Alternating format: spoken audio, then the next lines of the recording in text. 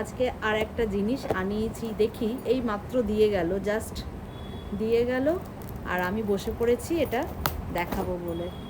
মিশো থেকে আনিয়েছি, দেখাচ্ছি তোমাদেরকে বক্সটা ওপেন করে।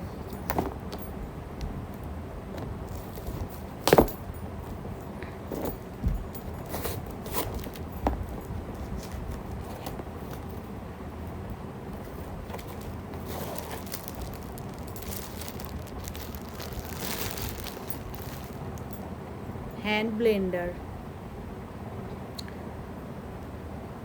কি করে করে রে বাবা? ও,